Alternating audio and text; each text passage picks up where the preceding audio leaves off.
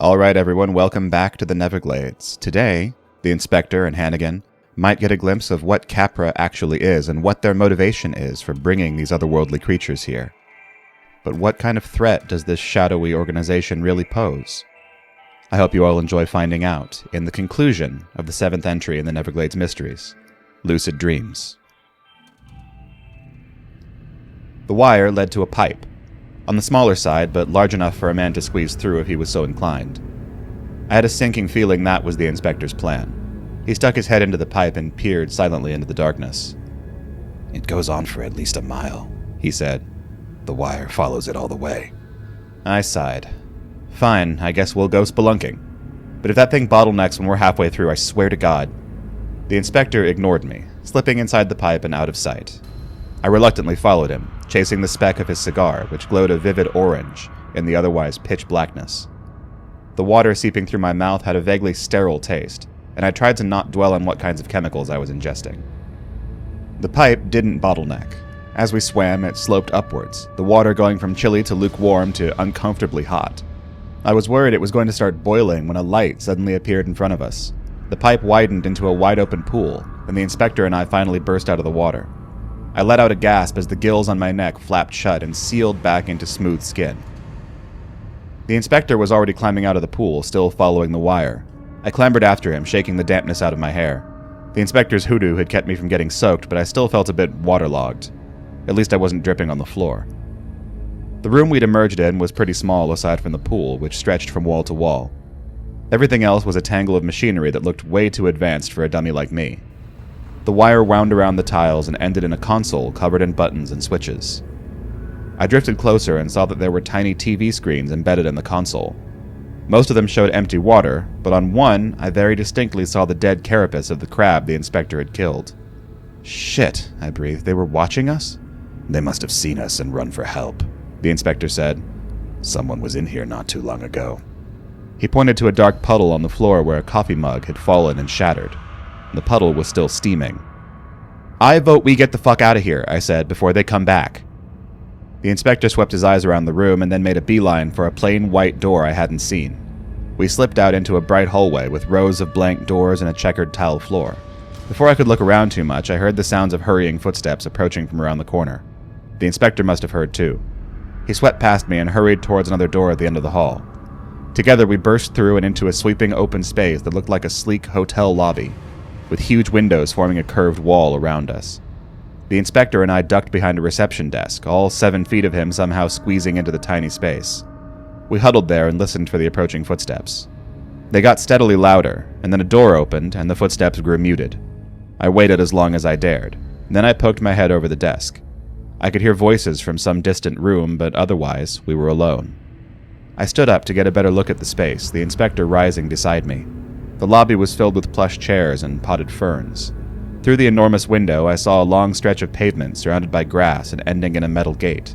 It occurred to me suddenly that we were in a totally unfamiliar and potentially dangerous place, with no exit route. I grabbed my cell phone, which had somehow survived a dunk in Lake Lucid, and checked the GPS. Assuming my phone's circuits hadn't been scrambled, we were standing in a nameless building on the edge of the lake, a few miles into Catamount Forest. I dialed Marconi's number and held up the phone to my ear. "Hannigan?" she said, picking up on the third ring. "Shush," I whispered. "I'm in a tight spot, Marconi. I need an escape plan. Can you take the cruiser and meet me at these coordinates in 15 minutes?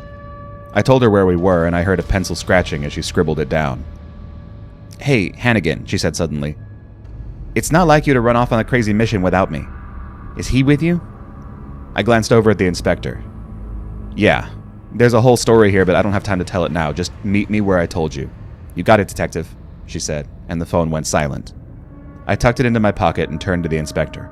"Come on," I said. "We got 15 minutes. Let's figure out what this place is and get the hell out of here." The inspector lifted a slender finger and pointed to a series of gilded letters on the walls above us. I spun around and backed up a bit. The words were a metallic gold and seemed to glimmer even though there was no moonlight. Climate Association for the Pacific Regional Area, a subsidiary of Rosen Corporation. Climate Association, I said. Why do I get the feeling that's a front for something much more sinister? "Because it probably is," the inspector said.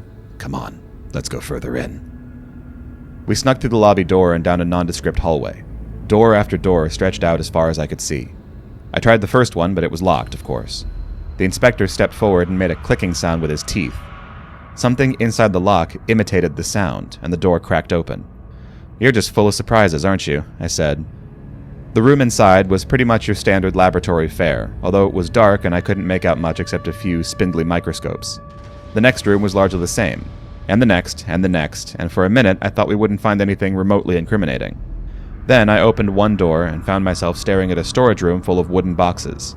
Stamped across each of them were the words, "Caution, explosives."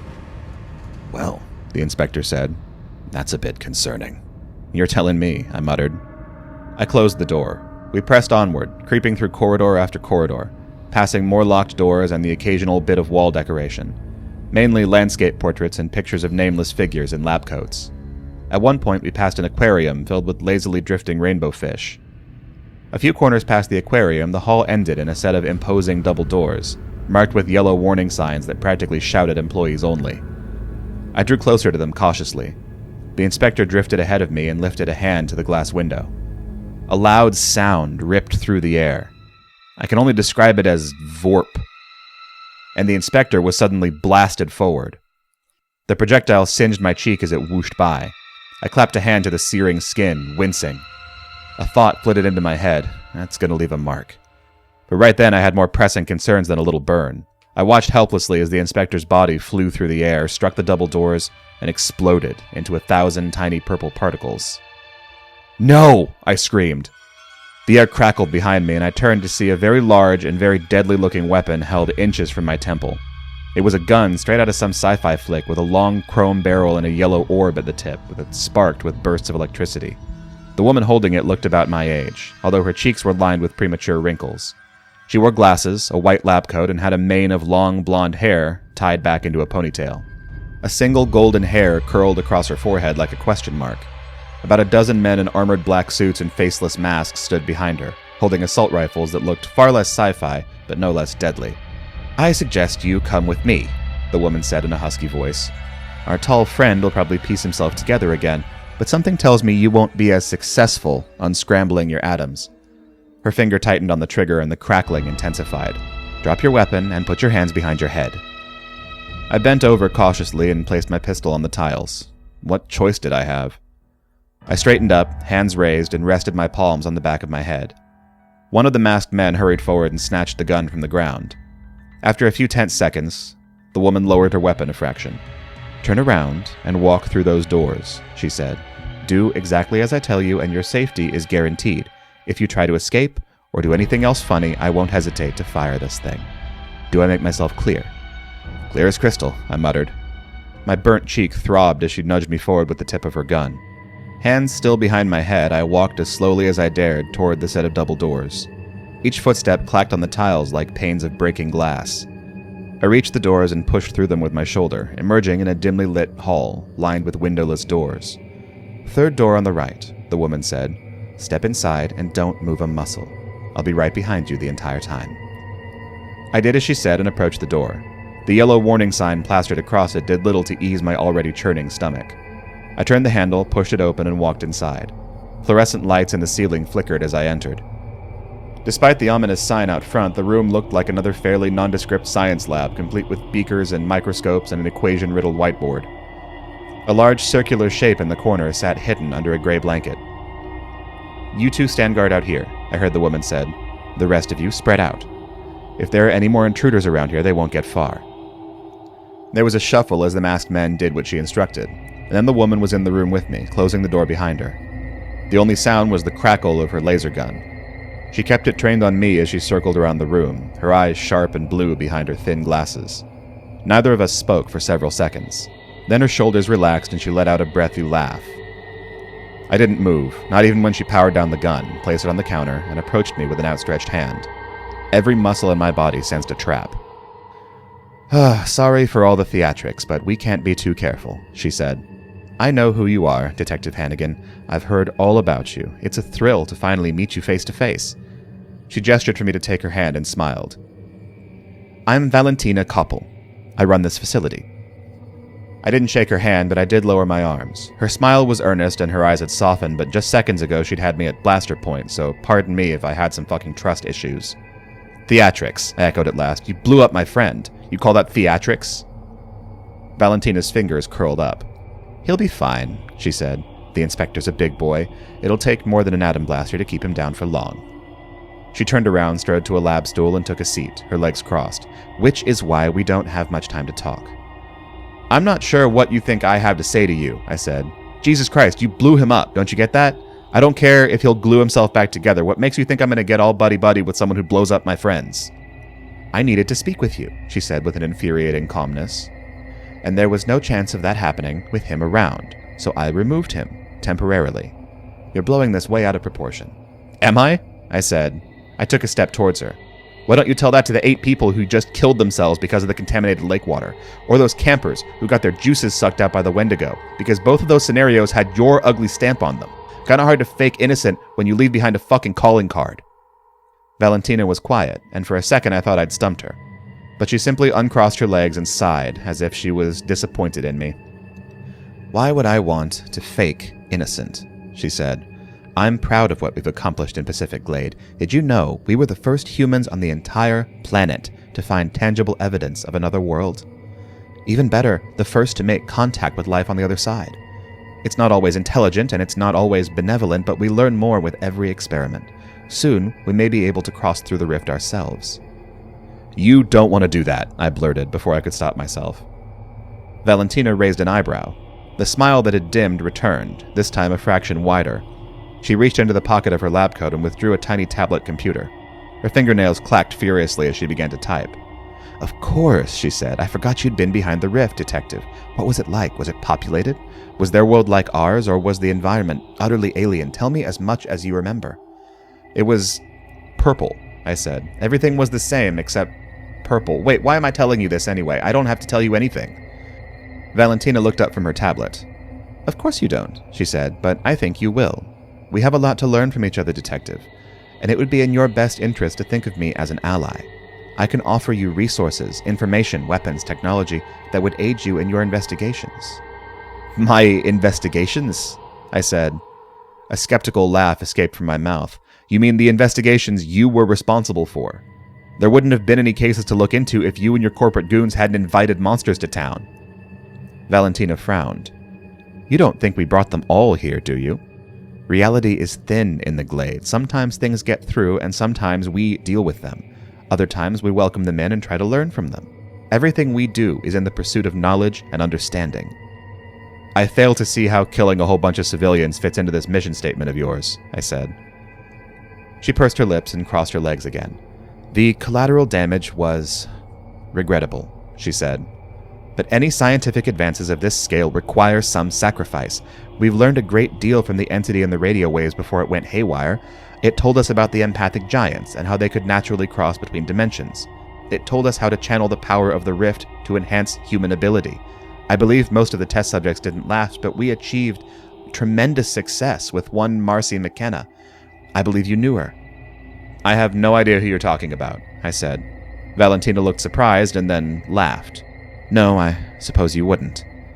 What the hell are you even trying to accomplish here? Whatever's behind that rift isn't interested in making friends. They're cruel and hungry and think we're insects. Best case scenario, they kill you fast, better than having your body hijacked or your life force slowly sucked out through your brain. But don't you see, detective, she said. Making friends is exactly what you've done. She leaned forward, something glinting in her eyes. How else would you describe this rapport you've formed with the inspector? I faltered. I hated to admit it, but she actually had a point there. She balanced on the edge of her stool, shoes dangling idly above the tiles. The inspector is an exception, I said at last. He's the missing link, she said. The bridge between us and that world. If we can work with him, there's no limit to the things we can learn. Her excitement was growing, her eyes lighting up. Just think of what we could accomplish with a being like that on our side. You don't know anything about him, I said. He's never going to help you, not after what you've done.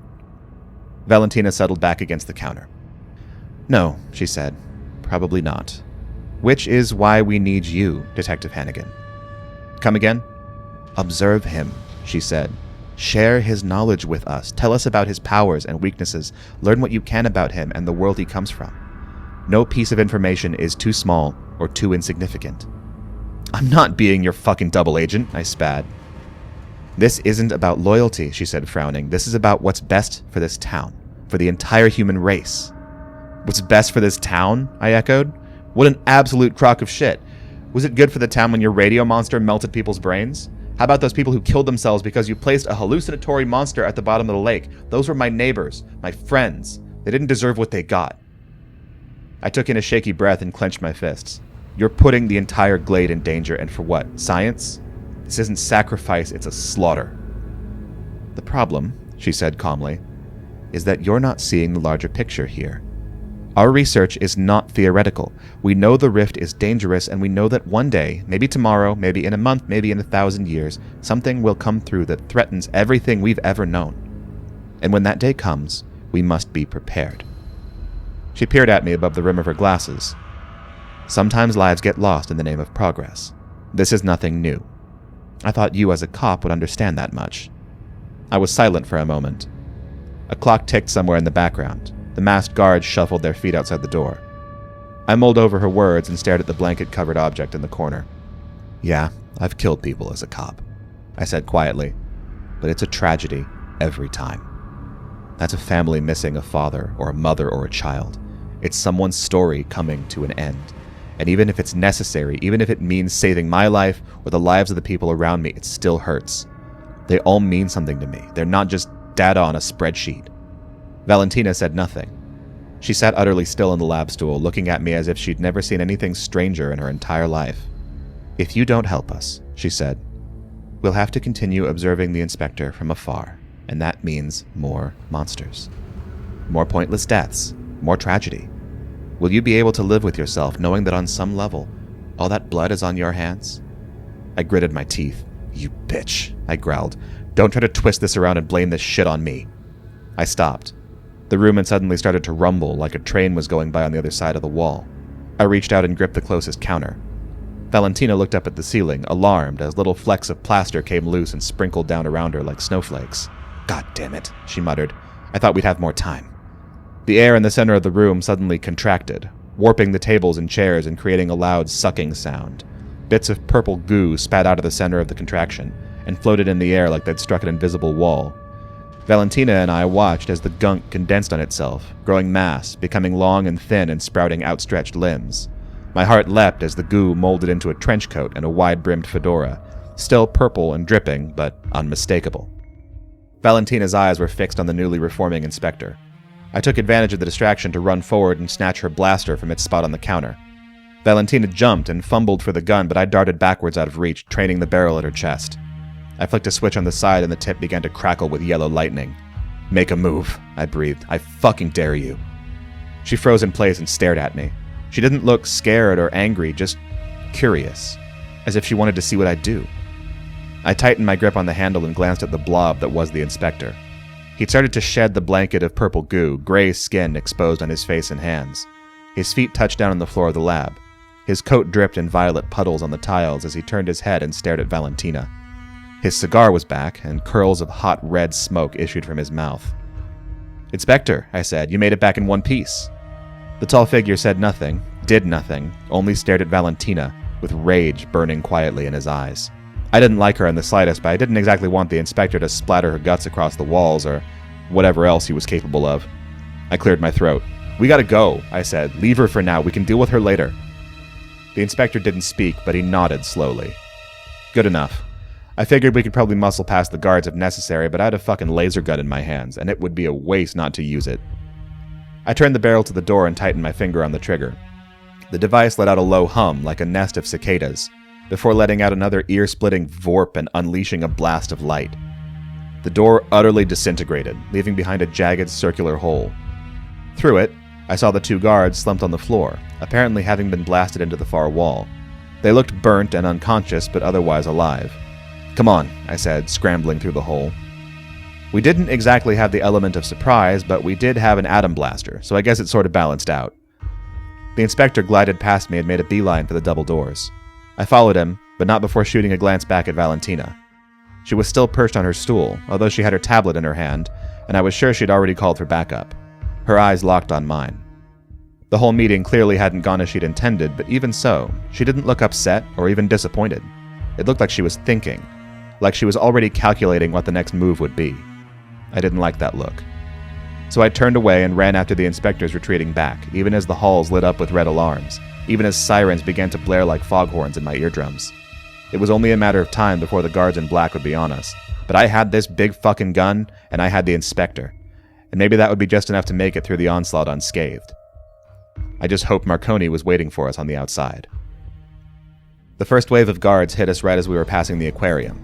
They came pouring out of hidden doorways, visors pulled low, lethal-looking rifles clutched in their hands.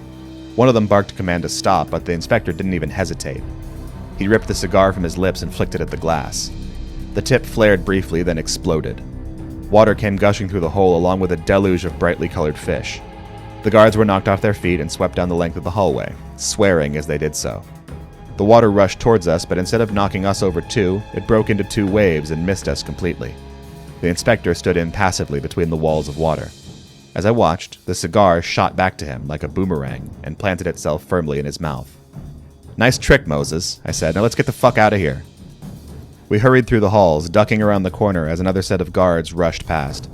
My fingers itched on the atom blaster, but I was reluctant to actually fire the thing at a human being. Plus, there was no guarantee it was even powered up after that last discharge. The orb at the tip was still crackling, but I thought the sound was a bit dimmer than it had been before. The inspector lifted his hand and beckoned for me to follow him.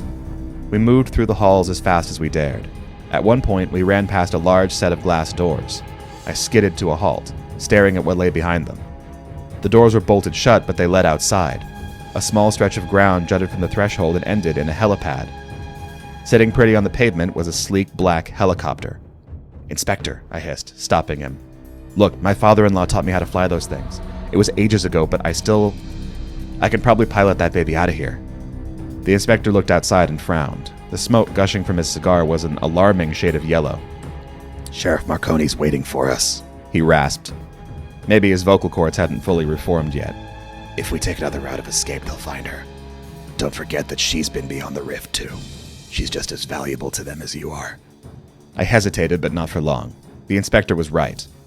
I hefted the blaster and hurried past the glass doors, leaving the helipad behind. The lobby was miraculously empty. But when we burst through the front doors and dashed out into the pavement, we found ourselves suddenly faced with a squad of armed men.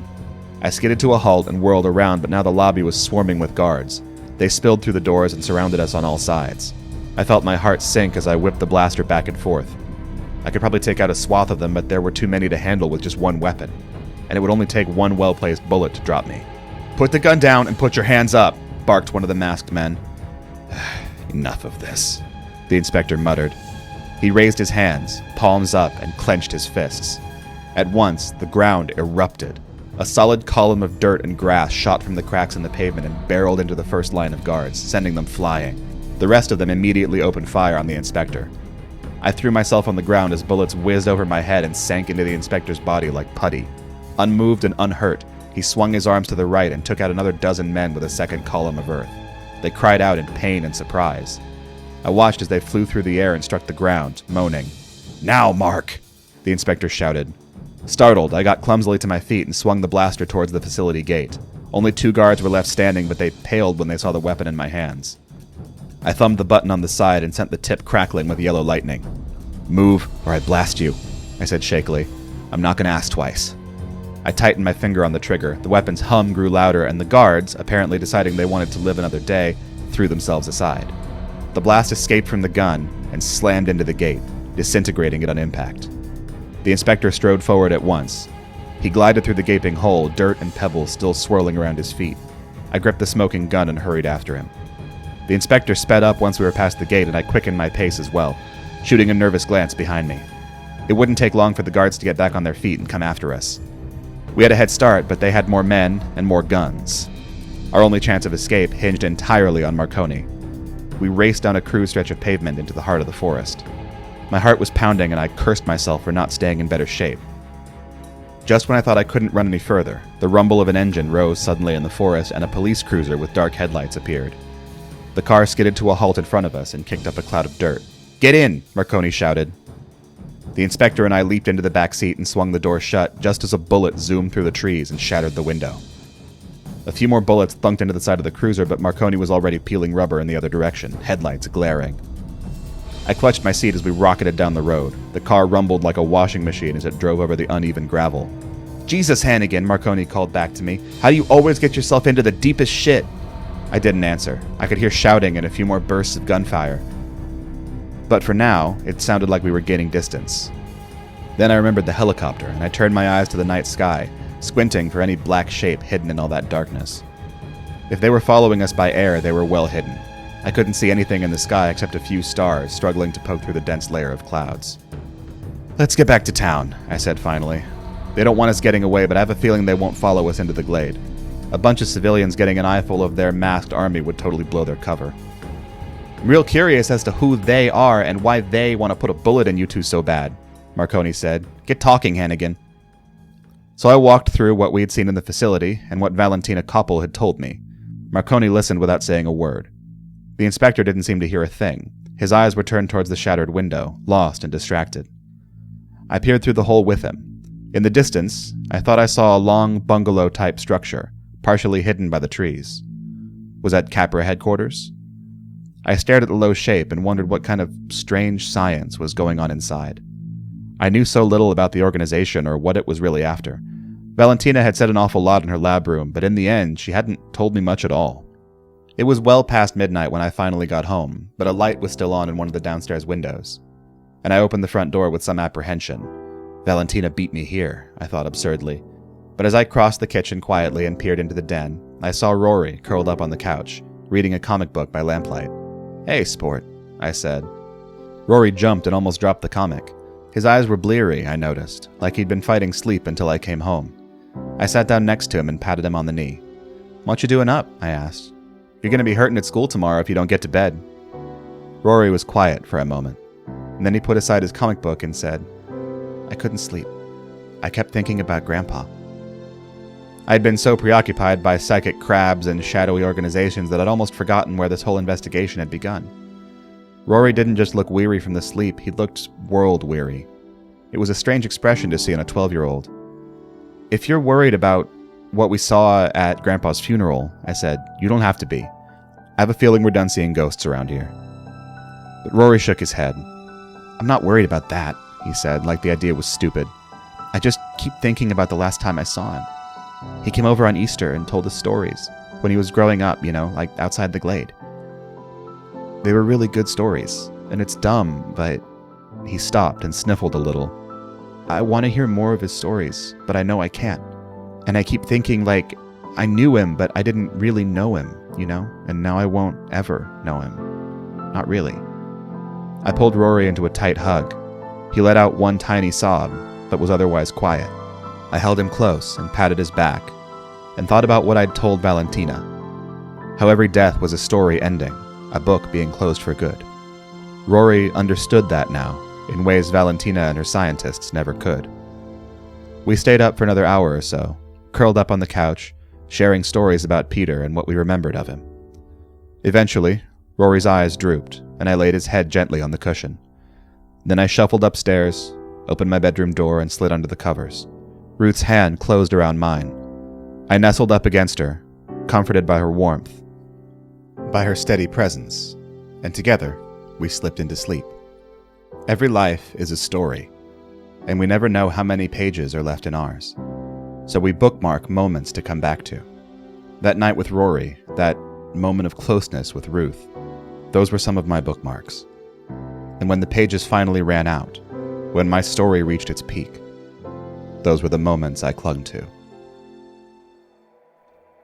I hope you all enjoyed the conclusion of the 7th entry in the Neverglades Mysteries, Lucid Dreams.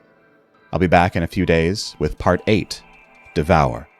As always, I'll include links to the music I've used, the artwork I've used, and the original story in the description down below.